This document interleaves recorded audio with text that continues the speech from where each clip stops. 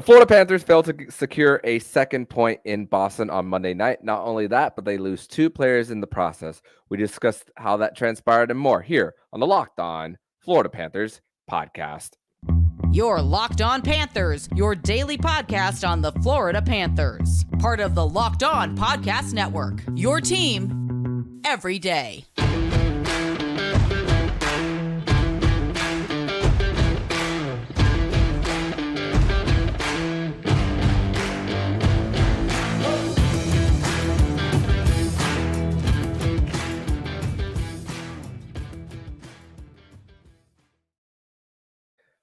And welcome into this Tuesday, October 31st edition of the Locked On Florida Panthers podcast, part of the Locked On Podcast Network, where it's your team every day. Thank you for making the Locked On Florida Panthers podcast your first listen of the day. I'm Armando Velez from the Hockey News, and you can follow me on X at Monoman12. Follow the show account on X and Instagram at LO_FLA Panthers. And shout out to the everydayers who come back here and get your daily Florida Panthers fix.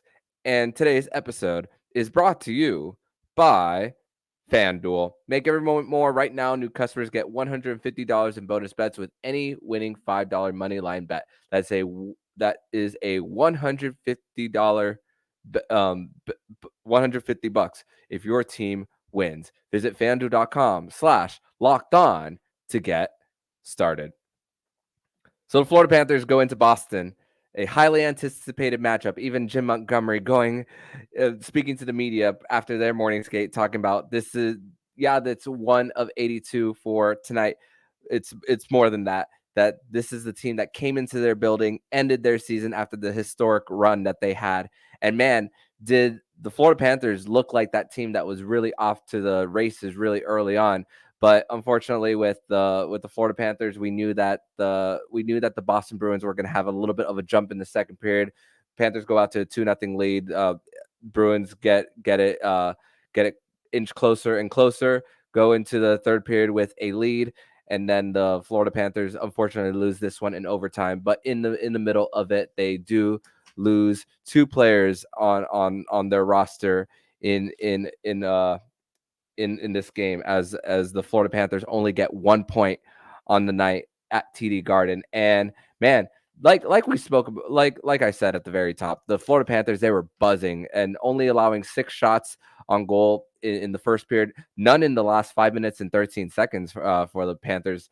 Carter Hagee had multiple scoring chances. Sam Bennett was making his presence felt in this one, which we will talk about more about Sam Bennett later on in the show. He was getting some feeds. He was getting some physicality behind the board at the end boards after Sasha Barkov scored on the 2-on-1 to make it 1-0, which a lot of people, including myself, were thinking that the Sasha Barkov was going to pass it on that 2-on-1, but beats Linus Ullmark far side, and the quick out that the Florida Panthers were able to get on that to make it 1-0.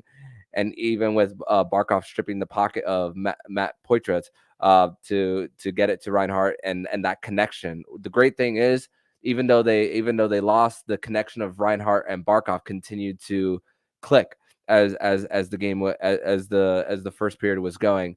And you think about 17 shots to 6, the amount of scoring opportunities, the failed breakouts that the Boston Bruins had in the first period. You thought that the Panthers, man, this was gonna be their type of night. This was gonna be their game.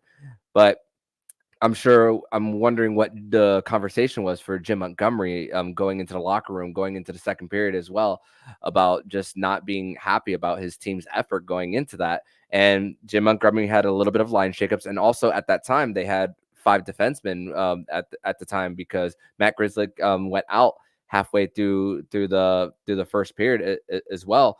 So the Panthers knew that they were going to have the Boston Bruins come out with a little bit more energy. And even we spoke about it on yesterday's episode, how the Panthers, as far as second period, that has been their period of struggle throughout the season. And I mean, yeah, it's also the long change period as well, where you got to make sure that if you are going to go out for a change and not get caught, that you got to make sure you get the pucks in deep as far as that as well. But Sergei Bobrovsky was pretty great in that second period as far as rebound chances. the rebounds weren't going too far. They were within reach to get a glove on it as well, for the Panthers. But little itty bitty mistakes went on for the Florida Panthers that just cost them, the Boston Bruins, to get some scoring opportunities. Oliver Ekman-Larsson on trying to break out, and the Boston Bruins get it on a score. I thought originally it was bounced off of Forsling's skates on that feed from DeBrusque to Marchand, but Bobrovsky comes up, but Bobrovsky unable to come out with that save, and making it 2-1 at the time. And then even in the third period, we saw that the Florida Panthers were controlling a lot of the ice as well. And the fact that the Florida Panthers, they only went to the box once in this one.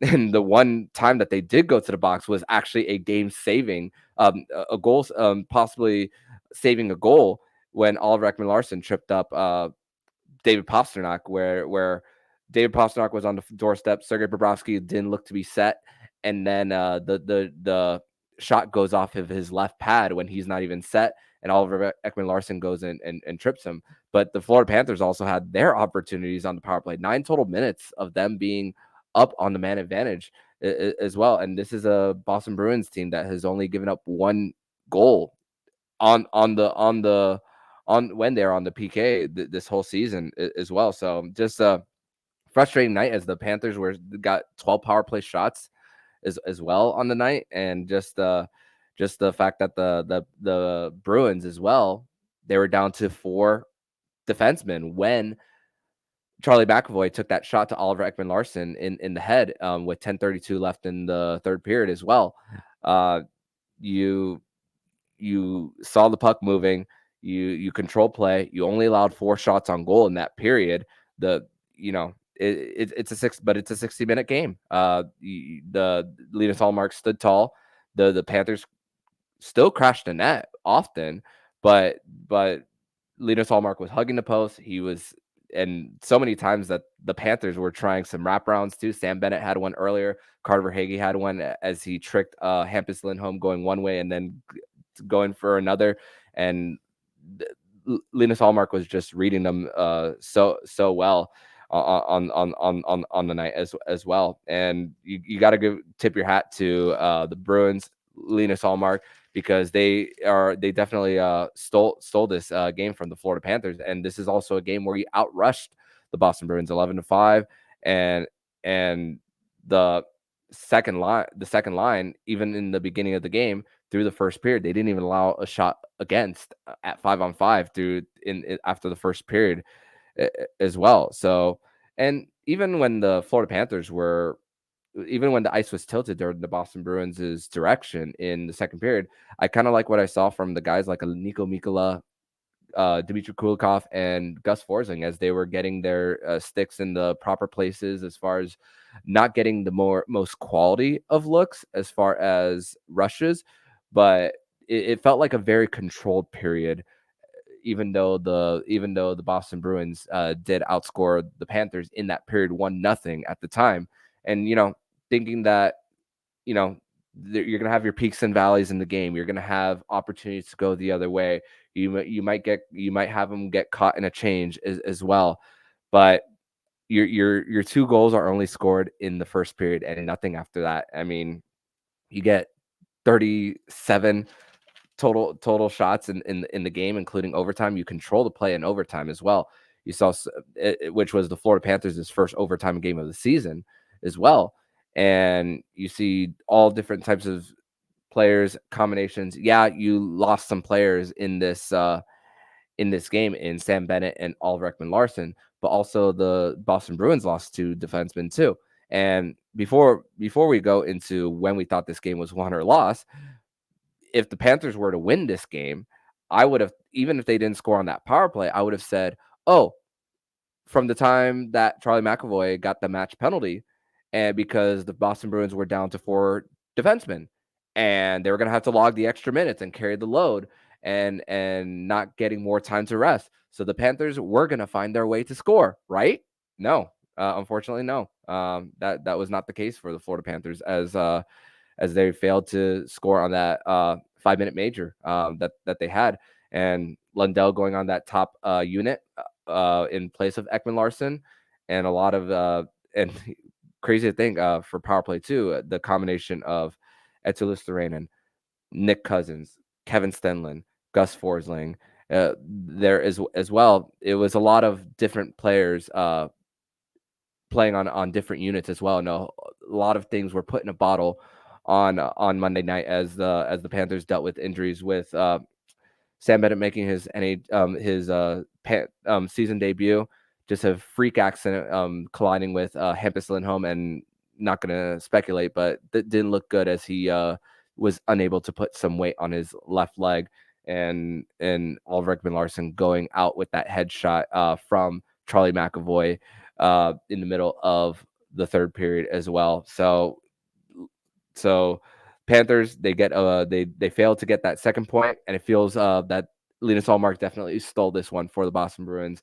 And we're gonna get more into reviewing what I had for keys of the game and what the Panthers failed to do on Monday night as well. We are going to discuss that and more here on the Locked On Florida Panthers podcast. Today's episode is brought to you by FanDuel Sportsbook. And right now, new customers get a $150 in bonus bets with any winning $5 money bet. That's $150 if your team wins. If you've been thinking about joining FanDuel, there's no better time to get in on the action. And there's so many different bets that you could place on FanDuel as well. And with the Panthers, they have a game coming up on Thursday night, which you have two of the top players in the Rocket Richard race right now between Sam Reinhart, who got his 8th goal of the year on the night, and also Alex DeBrincat of the Detroit Red Wings is also up there as far as the Rocket Richard, as he did not score on Monday night. So the race is a little bit closer for Sam Reinhart's chances to bring home the Rocket Richard trophy. So if you want to place bets on that, you could do that all on FanDuel.com. And also for the Dolphins going to Germany, which they left today for their game against the Kansas City Chiefs to get acclimated to the time, there is a chance that maybe Tyreek Hill gets another 100-yard game. Tua Tagovailoa, he could get a 200-plus yard game as well and you could place that all on FanDuel. You could bet up to for spreads, player props, over-unders, and more. So you can visit FanDuel.com/lockedon to kick off the NFL season. FanDuel, official partner of the NFL. Segment number 2 here on this Tuesday, October 31st edition of the Locked On Florida Panthers podcast. Thank you once again for making the Locked On Florida Panthers podcast your first listen of the day here on a Tuesday edition of the show. So let's go back to keys of the game that I wanted to point out, which if you did not listen to yesterday's episode, these are my 3 keys. Score on the power play. The Panthers were not able to convert. Not only 0 for 3, but 9 total minutes of being on the man advantage. Getting into the dirty areas. They got a little bit of on the dirt. They got to the dirty areas here and there, especially in that first period, but not enough to wreak enough havoc to break Linus Ullmark and take him off of his game. I mean, you think about the 2 goals that the Florida Panthers got on the night. You think about rushes and then a turnover in their own zone as the Panthers were able to set up. Barkov was able to set up Reinhart on the second goal of the game, and it wasn't enough to throw the Vezina Trophy winner, the reigning Vezina Trophy winner, off of his game. I mean, 35 of 37 for Linus Ullmark. You gotta once again tip your hat to him as far as what they've done, and we even spoke about the shot suppression that the Boston Bruins have had throughout this young season, regardless of their opponents. But the Florida Panthers, once again, they showed that they couldn't keep up with them, regardless of their record last season and all. And we talk about the systems in place for both teams. We spoke about how the Florida Panthers, they control play. They don't give too many rush opportunities, odd man rushes, and you even think about how Sergei Bobrovsky, when he stopped Brad Marchand in overtime on the backhand breakaway, that it's like, oh, the Panthers could have this one. They could have this one. And then Etulis Therainen's shot is off the boards. And then Pavel Zacha gets the game winner for the Boston Bruins to get them to a 3-2 Boston win on the night. So, and as you can tell in my voice, it's just tough. But, they got a point, right? It's a discouraging point, but it'll be better tomorrow for sure. The last one, contain pasta. David Pastrnak only got 2 shots on the game, and they were able to partially contain him, but that second goal, the one that the Panthers gave up to Charlie McAvoy, very very aggressive on the forecheck, but sometimes when you fail to break for the opposition to break out of their zone and you get caught and then there's a transition opportunity, your defense is in all different sorts and you draw. I mean, David Pasternak's a dangerous player. You're drawing 2 towards him and then you fail to pick up another guy, the trailer in Charlie McAvoy, as he beats Sergei Bobrovsky on that one. So like I said, you could only hope to contain him. And even though he didn't score on the night, that was one of his, and he's not known as a distributor. That was one of those plays where his talent, you see why so many guys, including the Florida Panthers, respect him. The amount of players who are drawn to him. So it helps another person like Charlie McAvoy get in on the scoring on the night as well. So that was a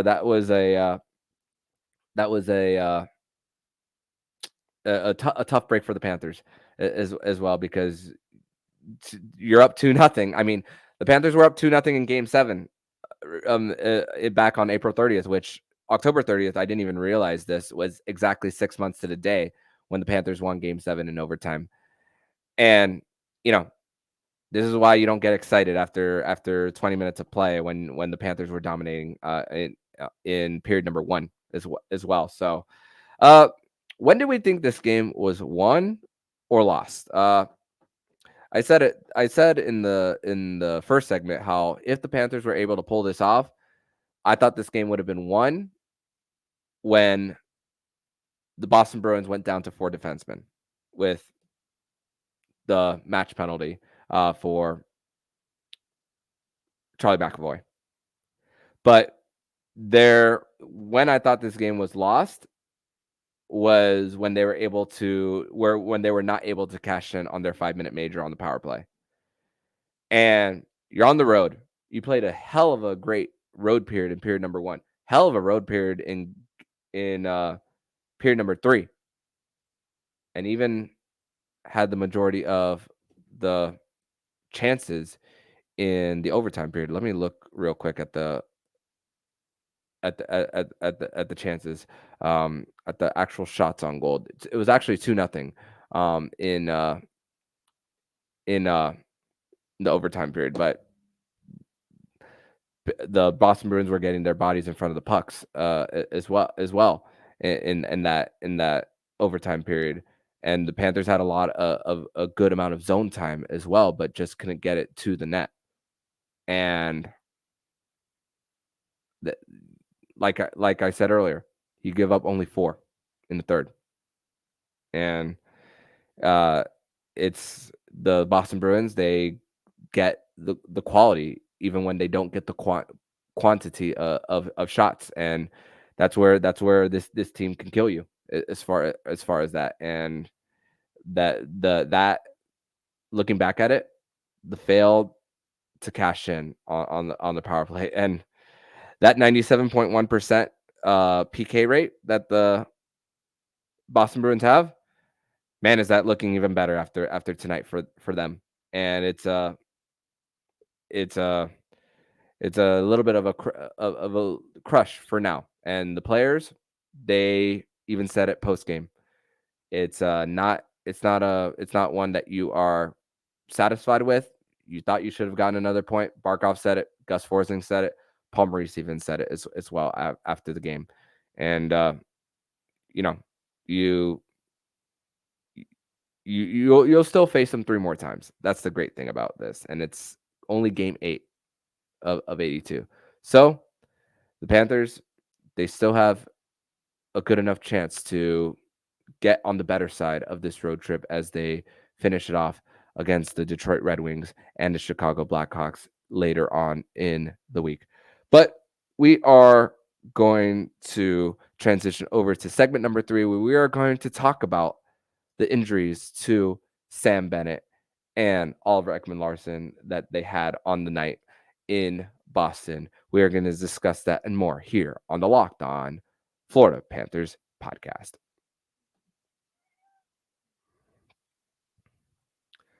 Today's episode is brought to you by Sleeper. And a new NHL season brings all sorts of possibility. But Aleksander Barkov could score 50 goals. The Florida Panthers could hoist the Stanley Cup. And you could win big by playing daily fantasy hockey on Sleeper, the official daily fantasy app of the Locked On NHL Network. Sleeper is our number one choice for daily fantasy sports, and especially daily fantasy hockey. Because with Sleeper, you could win 100 times your cash in daily fantasy contests. And all you have to do is pick studs like Matthew Tkachuk, Aleksander Barkov, Connor McDavid, Alexander Ovechkin, Sidney Crosby, Nathan MacKinnon. And if they record more or less than their sleeper projections, like goals, assists, saves, plus minus, and more in a given game, in a given game, you could win a 100 times bet on Sleeper. You need to correctly predict the outcome of 8 player stats. You heard me, Panther fans. You can win 100 times your money playing daily fantasy hockey with Sleeper. So start paying attention and nail your picks so you can start winning big. Use promo code LOCKEDONNHL and you'll get a $100 match on your first deposit. Terms and conditions apply. That's code LOCKEDONNHL. See Sleeper's terms of use for details and locational availability. Segment number 3 here on this Tuesday, October 31st edition of the Locked On Florida Panthers podcast. Thank you once again for making the Locked On Florida Panthers podcast your first listen of the day. And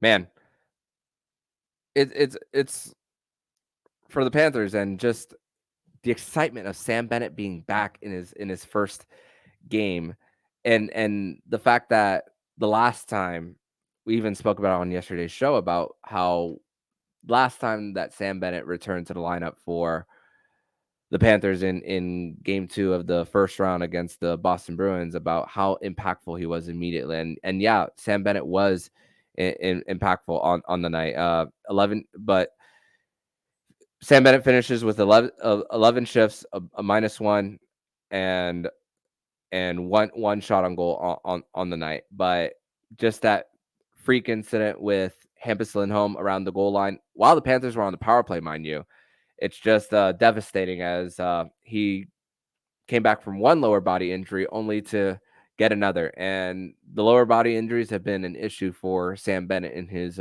career, at least as long as he's been with the Florida Panthers. And the juggling of the lines too, moving Anton Lundell up as well, and all. And listen, both teams dealt with it, so this isn't that's not the reason why the Panthers lost.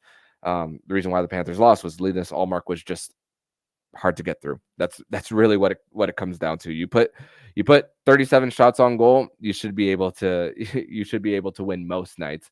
I mean, you could go back to the game against the Minnesota Wild where Philip Gustafson stole that one. So 2 games this year that the Florida Panthers could have gotten 4 points out of those, but they get only 1 as well.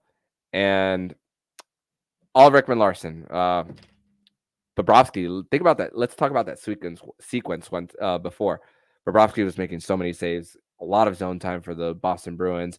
Even Bobrovsky even made a save without his stick, loses it, and all. And then right as a shot bounces off the boards, gets back to the point, Charlie McAvoy takes a shot at Oliver Ekman-Larsson, which Charlie McAvoy also got away with one in the earlier in the game on Carter Hagee, and that one wasn't called, which the Florida Panthers earlier in the game, that when Morgan Geekie was crashing the net and Josh Mahura pushed him into the goal, the Panthers got a power play on that one. So, the Panthers got a whistle in their favor, but the Boston Bruins on Charlie McAvoy's hit on Carter Hagee earlier worked in their favor as well. So if we're going to call officials for not blowing whistle one way, we have to do it for another as well. But Charlie McAvoy did get away with the first one on Carter Hagee, but no way he could have gotten away with what he did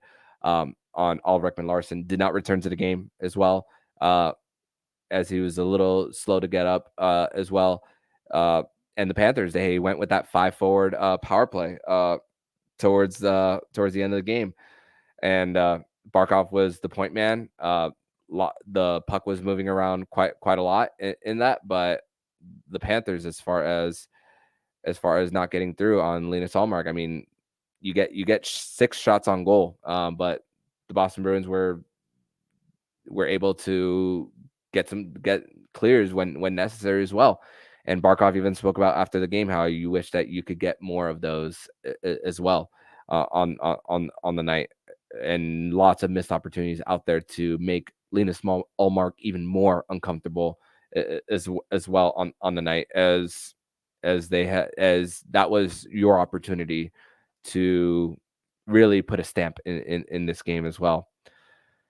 And as far as update, there is no update for the Florida Panthers as far as Sam Bennett and Oliver Ekman-Larsson.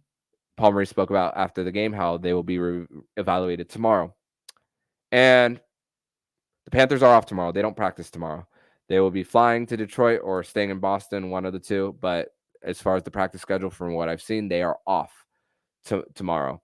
So we will not, even when we record Wednesday's show with Jacob Winans, we will know nothing about Sam Bennett and Oliver Ekman-Larsson's injury status as far as what happened in this game. That we won't know that until we record Thursday's show, because the Panthers are off and they won't be practicing until 2:15 on Wednesday afternoon. So chances are Paul Maurice is giving the guys an opportunity to celebrate Halloween and do whatever adults do on Halloween night, so that they can come to the rink, a little cured before taking the ice in a practice setting as well. So we won't even know on Wednesday morning, the next time you guys tune in for this show, on anything on Sam Bennett and Oliver Ekman-Larsson. But we will know, likely, maybe, the news on a possible suspension for Charlie McAvoy after that headshot to OEL in the third period. So that is something that we could know by the time that next time you guys come to the show and the next time I post an episode. So those are a little bit of the updates and what to expect as far as news coming out as far as injury status. So, and I'm very thankful to provide that for you guys so we could all be informed, because yesterday we spoke about Panthers in perfect position as they were getting healthier. Thankfully, the reinforcements are still practicing as far as Montour and Ekblad, but this could be a step back. But reinforcements coming back doesn't change the fact that they are in a good position either way. So, and you know what?